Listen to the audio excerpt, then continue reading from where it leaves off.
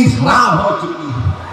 जो कोई आता है, हर मोदी से लेके अमित शाह से लेके नीतीश कुमार, तेजस्वी, कांग्रेस, एक नई पार्टी आई वो भी ओवैसी क्यों आता? ओवैसी को हैदराबाद से आने की क्या जरूरत है? अरे क्या बिहार तुम्हारे बाप का है क्या? क्या सीमांचल को हम नहीं हो सकते क्या?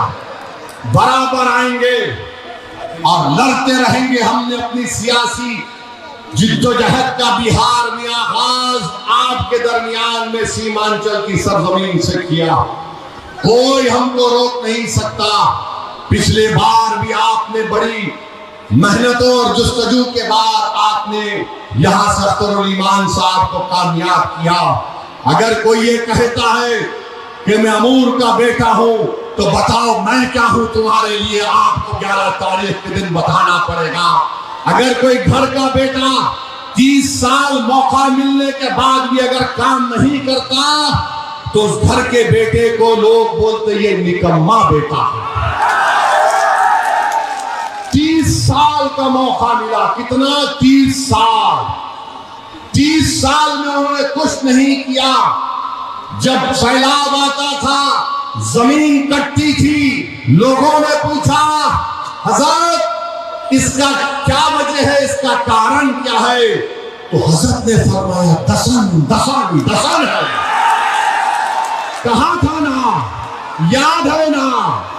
अख्तरुल ईमान ने कहा कारण यह है कि निकम्मा है। अख्तरुल ईमान ने कहा कारण यह है कि निकम्मा है। अरे कोई घर का बेटा बोलने से घर का बेटा नहीं बन जाता। असदुद्दीन ओवैसी तुम्हारा खादिम था और रहेगा इंशाअल्लाह ताला। जब तक ओवैसी जिंदा रहेगा, सीमांचल के बच्चे और मां और बहनों के लिए लड़ता रहेगा इंशाअल्लाह ताला। कोई दुनिया का माइकल लाल मुझे बिहार और सीमांचल आने से रोक नहीं सकता। अरे मेरे मुखालिफिन जो कहते कह दो, मुझे कोई चीज का फर्क नहीं पड़ता, मगर एक बात तुमको जानना पड़ेगा कि आखिर अख्तरुल ईमान से इतनी दुश्मनी क्यों है? आखिर अख्तरुल ईमान से दुश्मनी क्यों है? दुश्मनी इसलिए है कि ये असेंबली में बहुत बोलता है। ये किसको कामयाब करना चाहती है?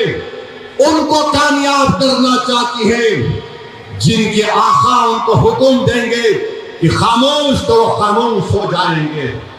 मेरे भाई, आपको एक लड़ने वाले की जरूरत है, बोलने वाले की जरूरत है। और जो लोग ये कह रहे हैं कि अख्तरुल ईमान 5 साल का मौका मिला, अरे भाई 30 साल का हिसाब कौन देगा मुझे बताओ? 30 साल का हिसाब कौन देगा मुझे बताओ? तुमने अमूर में इतनी बीमारियां पैदा कर दी थी, 5 साल में तो बीमारी का खात्मा नहीं होगा। हम जरूर इन तमाम बीमारियों का खात्मा करेंगे इंशाअल्लाह ताला। मैं आपसे वादा कर रहा हूं कि जो काम नहीं हुए वो काम होंगे इंशाअल्लाह ताला। मैं आपके दरमियान में खड़े होकर कह रहा हूं कि अमूर और बैसा ब्लॉक में इंशाअल्लाह ताला हफ्ते में 2 दिन अख्तरुल ईमान अमूर ब्लॉक में बैठेंगे, बैसा ब्लॉक में 2 दिन बैठेंगे। यहाँ पर हम दफ्तर बनाएंगे, दारुस्सलाम उसका नाम रखेंगे, और 2 महीने में एक मरतबा मैं खुद तुम्हारे दरमियान में आकर बैठूंगा और देखूंगा कि अख्तरुल ईमान काम कैसा कर रहे हैं। तो मैं आज तुमसे कह रहा हूं, अमूर की जनता, मैं तुम्हारे सामने गुजारिश कर रहा हूं कि खुदा के लिए आज इत्तेहाद को पारा पारा होने मत दो। दुश्मन कामयाब हो जाएगा। सुरजापुरी, कोलैया, शेरशाहबादी का मामला नहीं है। जिस जमीन का मालिक अल्लाह है, उसकी जायदाद के खिलाफ जो कानून बनाया, सीमांचल से इंसाफ उसी वक्त होगा जब यहाँ का बेटा पटना के जालिमों के सामने कुर्सी डालकर पैर पे पैर रखकर बोलेगा, अब बोल, अब सीमांचल का इंसाफ तुझे करना है। ये ताकत आपको देना है, ये ताकत आपको अपने वोट के जरिए देना है। देंगे ताकत आप, वोट पड़ेगा सीमांचल के नाम इसीलिए आज आप देखते हैं कि बौखलाहट का शिकार होकर एक तरफ से मोदी और नीतीश कुमार, दूसरी तरफ से वो 30 साल के निकम्मे साहब, दोनों मिलकर अख्तरुल ईमान के खिलाफ दो महाजों पर लड़ रहे। मैं एक तरफ कहूंगा, फिर से कह रहा हूं, मेरे भाई, अज़बियत का वक्त नहीं है, इत्तेहाद का वक्त है। याद रखो, तुम्हारी शनाख्त सुरजापुरी भी है, तुम्हारी शनाख्त तुलैया भी है, तुम्हारी शनाख्त शेरशाहबादी भी है। बराबर उस पर कायम रहो और फख्र से कहो। मगर याद रखो, जिंदगी में कैसे लम्हे भी आते जहां पर हमको ये बताना पड़ेगा। अगर कोई कहता है कि ओवैसी हैदराबाद से आया, मुझे आज किसी ने पूछा इसका क्या जवाब दे, मैंने कहा उसका एक ही जवाब दे भाई, तू उसको बोल हाँ हैदराबाद से आया, मगर मेरा उसका रिश्ता ये है, वो रिश्ता जिसको रब्बे करीम ने कलमे की बुनियाद पर कायम किया, जो खून के रिश्ते से बढ़कर है। मैं तुमको उसका वास्ता दे रहा हूं मेरे भाई, मैं तुमको उसका वास्ता दे रहा हूं मेरी मां और बहनों। मैं तुम्हारा रिश्तेदार नहीं हूं, मगर मैं वो शख्स जरूर हूं अपने गुनाहों के बावजूद भी, कि अगर तुमको कोई तकलीफ पहुंचती है तो यकीनन मेरे आंख में आंसू आते हैं, यकीनन मेरे दिल दिमाग में तकलीफ होती है।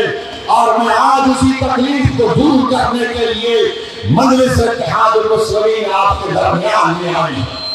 मेरे अजीज दोस्तों और बुजुर्गों, अपने इत्तेहाद को मजबूत करिए, डरने और घबराने की जरूरत नहीं है।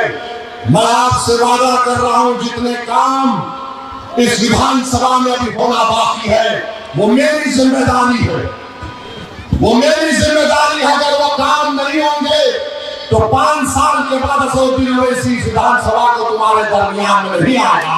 मैं काम करूंगा इंशाअल्लाह ताला।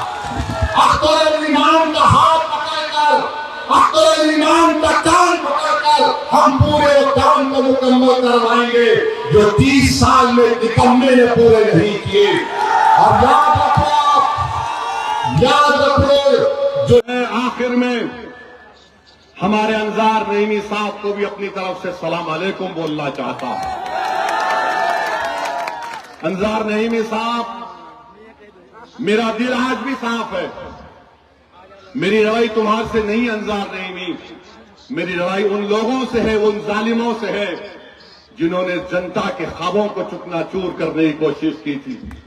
मेरी लड़ाई तुम्हारे से नहीं अंजार नईमी, मेरी लड़ाई उन जालिमों से है जिनके दिल फरेब झूठी बातों को तुमने तस्लीम कर लिया। मैं हमेशा लड़ता रहूंगा जालिमों से। मैं इख्तिदार की कुर्सियों पर बैठने वालों से पंजा आजमाई करता रहा और करता रहूंगा इंशाअल्लाह ताला। और याद रखो, मैं ताकत को देखकर डरता नहीं, बल्कि ताकत को देखकर कहता हूं कि अल्लाह की ताकत सब पे गालिब होने वाली और उसका भरोसा करके मुकाबला करता है। तो 11 तारीख के दिन क्या होगा, कहां बटन लगेगा, कहां बटन लगेगा। गठबंधन की बात कर रहे हैं, मैं उनसे पूछना चाह रहा हूं कि तुमने गठबंधन में मल्ला वीआईपी पार्टी को लिया, तुमने गठबंधन में मल्ला वीआईपी पार्टी को लिया और उसने इलेक्शन से पहले तेजस्वी के बाजू बैठकर कह दिया कि हम मुख्यमंत्री होंगे, मल्ला का बेटा उप मुख्यमंत्री होगा। मैं सलाम करता हूं मल्ला बरादरी को, जो बिहार में 3 और 3.5% के दरमियान में है। मैं 17% हमारे भाई बहनों से, अल्पसंख्यक समाज से पूछना चाह रहा हूं, मेरे भाई, तुम कब अपनी जबान को खोलोगे? तुम कब तक सिर्फ असदुद्दीन ओवैसी को गाली दोगे? तुम कब तक मजलिस को बदनाम करने की कोशिश करोगे? याद रखो, मजलिस सीमांचल के घर घर में पहुंच चुकी है। मजलिस सीमांचल के नौजवानों, बुजुर्गों के और मां और बहनों की दुआओं में शामिल हो चुकी है। तुम्हारी गाली और तुम्हारी झूठ से फर्क पड़ने वाला नहीं है। इस सरजमीन पर इनकलाब लिखा जा चुका है और इनकलाब आएगा इंशाअल्लाह ताला। तुमने मजलूमों को दबाया, अब वही गरीब का बच्चा खड़ा होकर इंशाअल्लाह ताला क़यादत करेगा। तो बोलते ये पढ़ा लिखा नहीं है, ये सबसे काबिल आदमी है, ये सबसे ईमानदार आदमी है, ये जिस पार्टी में रहा उसका वफादार बनकर रहा। और हमने इनका नाम कब ऐलान किया? चुनाव से पहले नहीं, 4 महीने पहले अप्रैल में आकर किया था बहादुरगंज में कि तौसीफ आलम मजलिस का उम्मीदवार होगा। मेरे अजीज आ जाइए, हमको राजद है, राजद के नेता ने कहा कि अगर हमको सत्ता मिलती है तो हम हर घर में नौकरी देंगे। बोला ना, कितना घर है बिहार में बताओ? बिहार में कितना घर है मालूम आपको? 2,75,00,000। कितना घर है? 2,75,00,000। यानी 2,75,00,000 जनता को नौकरी देना पड़ेगा ना। भारत सरकार के पास कितना नौकरी है? भारत सरकार के पास कितना गवर्नमेंट में नौकर है मालूम आपको? पूरा भारत सरकार के पास 55 मंत्रालय हैं। नौकर कितने हैं? 30,50,000।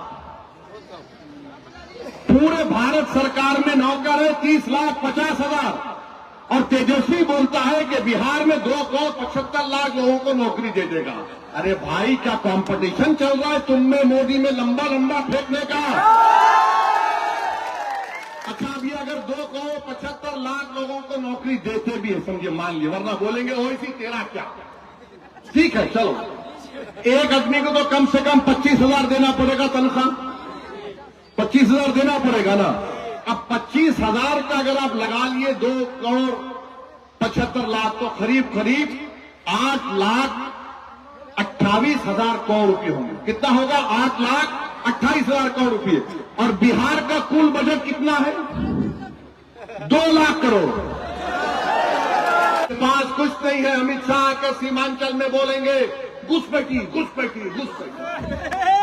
इलेक्शन कमीशन ने 65 लाख नाम निकाले तो सीमांचल में सिर्फ 2 घुसपैठी निकले, और वो भी अल्पसंख्यक समाज के नहीं है, 2 निकले। और बीजेपी वाले बोलते ओवैसी घुसपैठी है, ओवैसी घुसपैठियों को ला रहा है। सुनो, शेर चूहों का इलाज नहीं करता, बड़े बड़ों का इलाज करता। वरना प्रोफेसर साहब बोलेंगे ये बहादुरगंज के बारे में नहीं बताया। प्रोफेसर साहब, ये तो बताओ कि तुम तो यार जहां बोलो तुम प्लेटफॉर्म को उतर जाते हो। कभी तुम एनसीपी में थे, उतरे, जेडीयू में चले गए, जेडीयू छोड़े तो जन अधिकार, जन अधिकार से निकले जन स्वराज, अब आप कांग्रेस में आ गए। वाह, माने इतना आसान है आपके लिए? आप तो पार्टी ऐसा बदल रहे, ऐसा कोई जुमे के दिन इतर लगा के कपड़ा पहनता, फिर जाकर नया कपड़ा पहन लेता। ये भीड़ देख रहे हो, ये वो भीड़ है। ये भीड़ जो है ओवैसी को देखने के लिए है। ये भीड़ जो है वो असदुद्दीन ओवैसी को सुनने के लिए है। तो जो लोग ये कह रहे हैं कि इस बार थोड़ा फीका पड़ गया है मैम बिहार के अंदर, उनके लिए ये सबक है। उनको वो ये वीडियो देख सकते हैं, वो ये भीड़ देख सकते हैं।